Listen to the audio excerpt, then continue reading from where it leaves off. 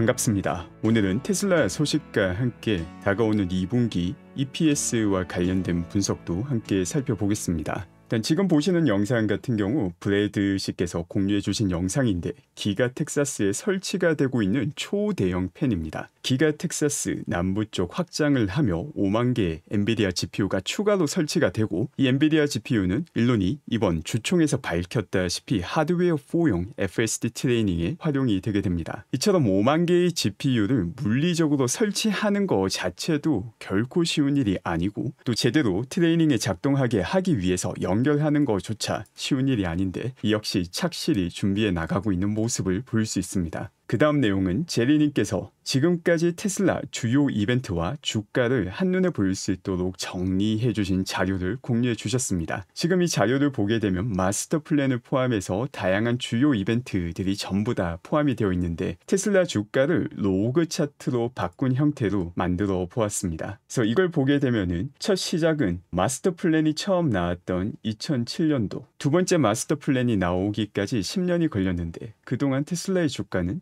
10배 상승하게 됩니다. 그리고 마스터 플랜 3가 나왔을 때 역시 테슬라 주가는 다시 한 번 더 10배 더 상승하게 되었습니다. 어제 다루었던 내용이 일론 머스크가 정확하다고 평가했던 아크의 테슬라 분석이었습니다. 이 아크의 테슬라 분석에 따르면 2029년 테슬라 주가가 너무나도 높아서 비현실적이다라고 생각하는 분들도 많고, 실제 아크의 테슬라 분석이 부정확하다라고 평가하는 사람들도 많았습니다. 그런데 흥미로운 점은 최소한 아크의 테슬라 관련 예측치는 역사적으로 아주 정확했습니다. 이렇게 쉽게 자료를 통해서 얼마나 정확했는지, 혹은 일론이 얼마나 큰 테슬라 성장을 성취했는지 쉽게 확인할 수 있음에도 불구하고, 이상하게 대부분의 사람들의 평가는 확인할 수 있는 사실이 있음에도 불구하고 사실이 아니다라고 생각하는 경우가 많습니다. 바로 그 이유가 10배의 주가 상승이 나오기까지 보통 6, 7년이 걸렸기 때문입니다. 벌써 이를 2번이나 성취한 상황임에도 불구하고 14년이라는 기간은 대부분의 사람들에게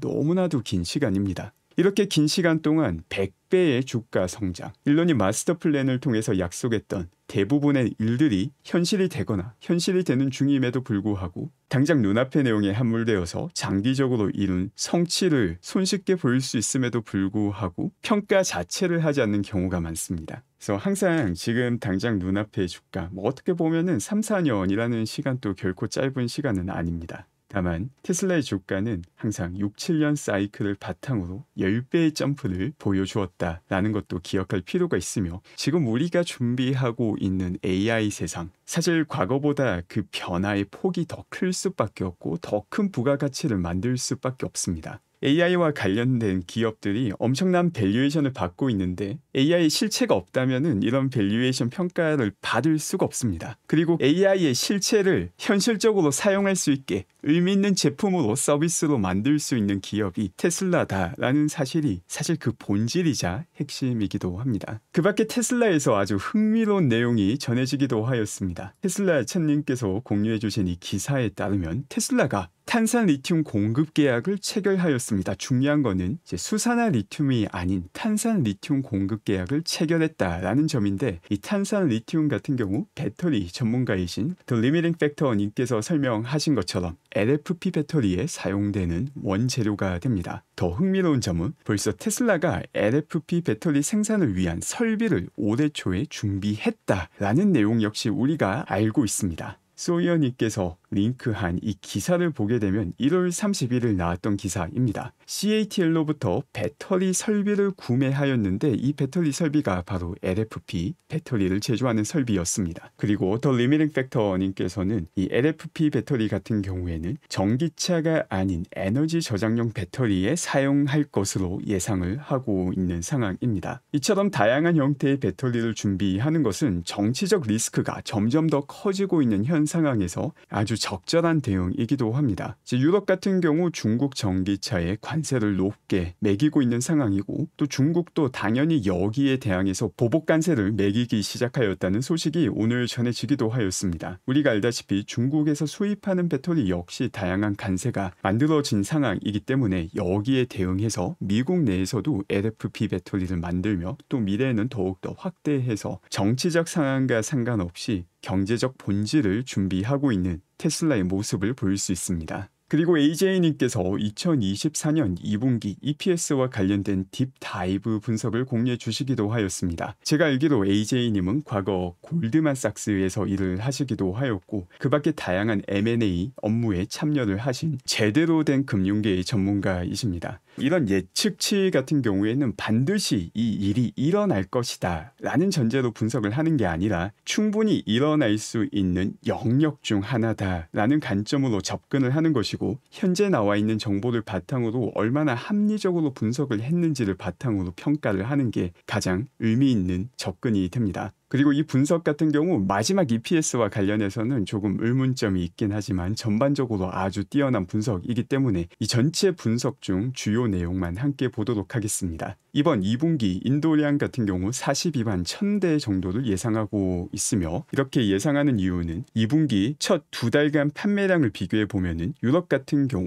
독일의 보조금 삭감으로 인해서 1분기보다 13,500대 정도 판매량이 더 낮은 상황이지만 중국 같은 경우 16,900대가 더 많이 팔리고 있으며 미국도 11,500대가 더 많이 팔리고 있다고 예상이 되고 있습니다. 또 동시에 이 세 지역을 제외한 나머지 국가에서도 8,000대 정도가 더 많이 팔리고 있는 것으로 예상이 되고 있기 때문에 전체 인도량이 42만 1000대로 전분기에 비해서 올라갔다는 것을 볼 수 있습니다. 특히나 지난 1분기 같은 경우 일회성으로 인도에 방해를 주는 요인도 많았기 때문에 일단 기본적으로 이 인도량 증가로 인해서 EPS는 어느 정도 올라갈 수밖에 없는 상황이기도 합니다. 다만 다른 분기와 비교해 보게 되면 여전히 인도량이 엄청나게 높다라고 평가할 수는 없기 때문에 그 EPS의 증가량 역시 어느 정도 제한적이다라는 것도 충분히 추론할 수 있는 내용이 되게 됩니다. 또 동시에 중요한 것은 EPS를 평가할 때 단순하게 수치가 반등했다 이 정도도 충분히 의미가 있을 수 있지만 훨씬 더 의미 있는 것은 그 EPS의 퀄리티를 보는 것입니다. 어떤 부분에서 어떤 변화가 나와서 EPS가 변화했으며 미래에도 이 같은 추세가 이어질 수 있는지를 평가하는 게 사실 가장 중요한 내용이기 때문에 그런 부분에 초점을 맞춰서 이 분석을 함께 보겠습니다. 여기서 중요한 거는 평균 판매가가 이번 2분기부터 오히려 상승할 가능성이 높다라는 점입니다. 이게 큰 의미가 있는 것은 모델 3와 Y가 가장 많이 팔리는 품목이지만 그리고 모델 3와 Y에서도 평균 판매가가 조금 하락하였지만 사이버트럭 같은 경우 10만 불이라는 높은 가격에 판매가 됨에도 불구하고 판매량이 많이 증가했기 때문에 전체 전기차 평균 판매가 같은 경우는 오히려 올라갈 수 있는 상황이 되었다라는 점에서 아주 중요한 내용이 됩니다. 보시다시피 전기차 평균 판매가가 지속적으로 하락을 했고 이것 때문에 마진에 부정적인 영향을 줬고 또 동시에 EPS에도 부정적인 영향을 줬습니다. 단기적으로 보면 부정적이지만 장기적으로 보면 승자 독식을 위해서 그 시장을 공고히 하는 역할을 하기도 합니다. 그럼에도 불구하고 소폭이나마 평균 판매가까지 올라갈 수 있다라는 점은 상당히 긍정적인 내용이 됩니다. 지금 보시는 거는 전기차 판매 매출 안에서 각 모델별 매출이 얼마를 차지하는지를 나타내고 있습니다. 3와 Y가 독보적으로 큰 덩어리를 가져가고 있고 그 다음에 중요한 점이 사이버트럭의 매출이 아주 크게 증가했다라는 점입니다. 사이버트럭 같은 경우 인기가 워낙 많기 때문에 사실 판매 자체는 문제가 아니라 생산이 문제였는데 그 생산 역시 순조롭게 증가하고 있다라는 게 큰 의미를 갖게 됩니다. 이게 여러모로 중요한 의미를 갖기 때문에 나중에 조금 더 추가로 살펴보겠습니다. 이를 통해서 전기차 부분 총 매출 같은 경우 지난 분기와 비교했을 때 7.7%가 올라갈 것이다 라고 예상이 되고 있습니다. 전기차 부분 매출이 증가하는 이유는 인도량 자체가 증가했다라는 점, 또 사이버 트럭이 크게 활약을 해줬기 때문에 평균 판매가가 올라갔다라는 점이 가장 큰 역할을 하게 됩니다. 그 다음은 에너지 부분입니다. 에너지 저장 장치 설치를 보게 되면은 전분기와 비교하면 무려 35% 가깝게 증가하고 작년 동분기와 비교하면은 50% 가깝게 증가할 것이다 라고 예상을 하고 있는데 이게 그냥 예상을 하는 게 아니라 있습니다. 이번 1분기 어닝콜에서 CFO가 했던 발언을 바탕으로 진행된 예상치입니다. 올해 같은 경우 에너지 부분 설치가 크게 증가할 것이다 라고 벌써 정보가 나온 상황이기 때문에 이게 2분기부터 반영이 시작된다면 이처럼 35%, 50%라는 큰 증가가 일어나게 되는 것입니다. 이에 따라서 에너지 부분 매출 역시 전분기 대비 30% 증가, 작년 동분기 대비 41.1% 증가가 예상되고 있습니다. 테슬라 전체 매출을 보게 되면은 이제 자동차 부분에서도 증가하고 에너지 부분에서도 증가를 해서 지난 분기와 비교해 보면 9% 증가를 확인할 수 있습니다. 이제 에너지 부분 같은 경우 크게 증가했음에도 불구하고 아직까지 그 매출 규모 자체가 작다 보니까 전체 매출에는 기여하는 정도가 상대적으로는 아직까지는 더 낮다는 것도 확인할 수 있습니다.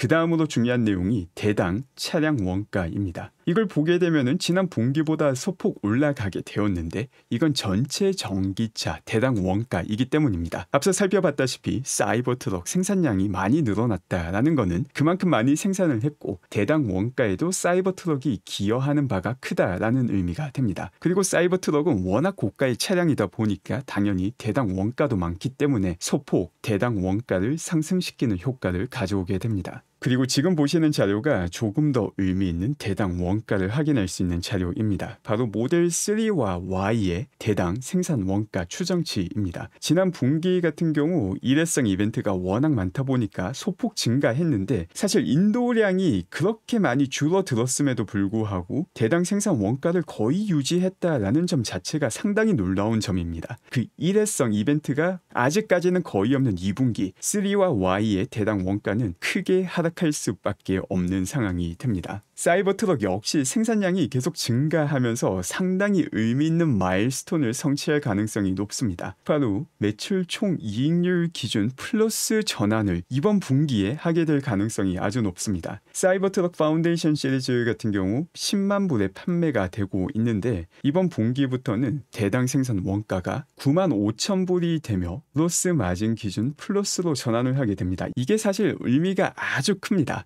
어제도 살펴봤다시피 계속해서 많은 전기차 제조사들이 파산을 하고 있습니다. 왜냐하면 차량 한 대를 생산할 때마다 수익 전환을 하지 못하고 있기 때문이고 그만큼 경쟁력 있는 차량을 저가에 대량 생산을 할 수 없기 때문인데 사이버 트럭은 생산 시작하고 2분기 만에 그로스 마진 기준 플러스로 전환을 한다면 테슬라가 가지고 있는 제조 역량이 얼마나 높은지를 잘 보여주는 것입니다. 그러니까 지금 EPS만 보게 된다면 반등은 찍는다 하더라도 그 반등폭이 엄청나게 크다라고 할 수는 없는 게 이번 2분기가 되는데 그 안에 본질적인 내용을 살펴보게 되면은 전기차 시장을 왜 테슬라가 독점할 수밖에 없는지 하드웨어 수준만 본다 하더라도 내실이 얼마나 탄탄한지를 확인할 수 있게 되는 것입니다. 지금 보시는 내용은 리스와 탄소 크레딧을 제외하고 전기차 부분 매출 총 이익률을 나타내고 있습니다. 이를 보게 되면 지난 1분기 15.6%에서 크게 올라가게 되는 17.1%가 예상이 되고 있는 상황이고 이는 지난 1분기 같은 경우 예외적인 영향으로 인해서 마진에 추가로 부정적인 영향을 많이 줬던 게 지금까지 2분기에는 전혀 영향을 주지 않기 때문이며 또 동시에 앞서 살펴본 것처럼 3와 Y와 관련해서 대당 원가가 추가로 감소하였기 때문에 성취가 되는 내용입니다. 지금 보시는 내용은 각 모델별 그로스 마진 추정치를 나타내고 있습니다. 가장 인상적인 게 생산한 지 얼마 되지 않아서 바로 플러스로 전환한 사이버 트럭이고 사이버 트럭 같은 경우 생산 능력이 계속해서 증가하게 될 경우 당연히 마진도 훨씬 더 가파르게 올라갈 수 있게 됩니다. 또 동시에 3와 Y 역시 계속해서 마진이 증가하고 있다는 점 역시 중요한 내용입니다.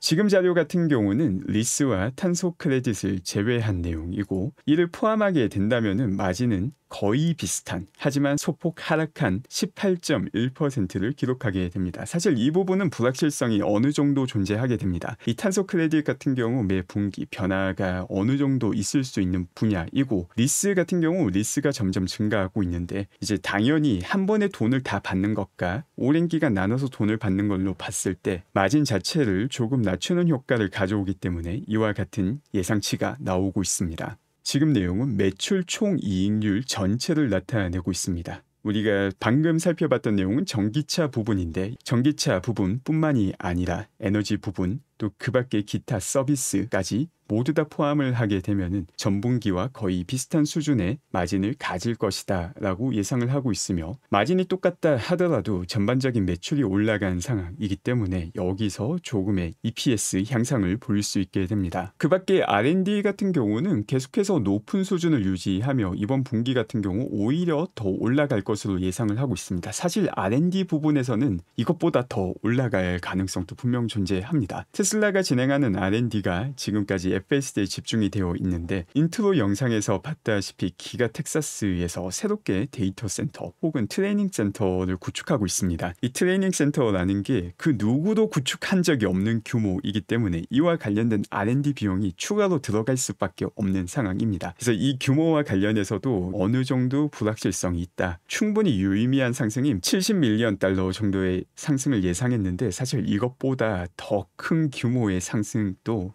충분히 일어날 수 있습니다. 다만 영업비용과 관련해서 이를 크게 내려줄 수 있는 이벤트도 발생했었죠. 이게 진행이 될 때는 또 난리가 났었지만 테슬라에서 임원 감축을 선제적으로 진행함에 따라서 또 관련 판관비가 줄어들게 됩니다. 약 10% 정도의 임원 감축이 있었기 때문에 여기에 비례하는 판관비 감소를 예상하고 있습니다. 그래서 전반적인 영업비용 같은 경우는 전분기와 거의 비슷한 수준이 될 것이다 라고 예상을 하고 있습니다. 그리고 당기순이익, 난갭 기준이 아닌 당기순이익입니다. 이 당기순이익을 보게 되면은 전분기 대비 30% 증가한다라고 예상을 하고 있으며, 이 30% 증가 같은 경우 상당히 유의미한 증가가 됩니다. 다만 전반적인 트렌드로 봤을 때 아직까지는 많이 낮은 수준이다라고 평가를 할 수 있는 영역인 것도 분명 맞습니다. 중요한 것은 지난 1분기 같은 경우 거의 바닥이 확실한 상황이고, 앞으로도 매크로 경제에 치명적인 문제가 발생하지 않는 한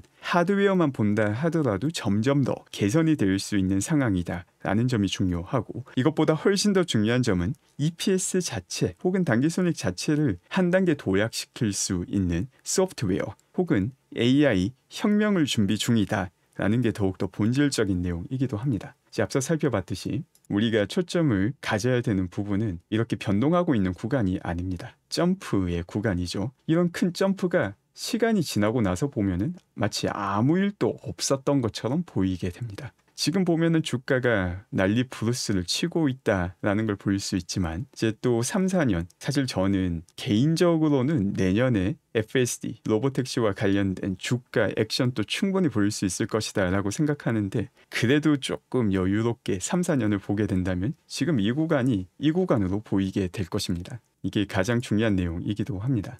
이렇게 당기순이익 같은 경우 30% 증가를 예상하고 있으며 EPS 같은 경우 17%를 증가하고 있는데, 이렇게 차이가 나기 위해서는 SBC가 크게 감소해야지 이런 차이가 나는데, 사실 이 부분에서는 조금 오차가 있을 수 있다라고 저는 개인적으로 보고 있습니다. 실제 과거 전분기 당기순이익과 EPS 차이를 보게 되면 이 위쪽 선입니다. 거의 비슷하게 움직이는데 이번 분기에만 당기순이익보다 EPS가 크게 덜 올라가게 될 것이다 라고 예상이 되고 있기 때문에 이 부분에서는 조금 차이가 날 수 있다라고 봅니다. SBC가 갑작스럽게 줄어들 이유나 혹은 EPS에 활용되는 희석된 주식수가 급작스럽게 일어날 이벤트가 제가 알고 있는 바로는 없기 때문에, 그래서 여기서는 당기순이익이 30% 상승한다면 이와 크게 차이가 나지 않는 수준의 EPS가 증가할 수 있다라고 보고 있습니다. 그리고 마지막으로 FSD 영상입니다. 지금 보시는 영상 같은 경우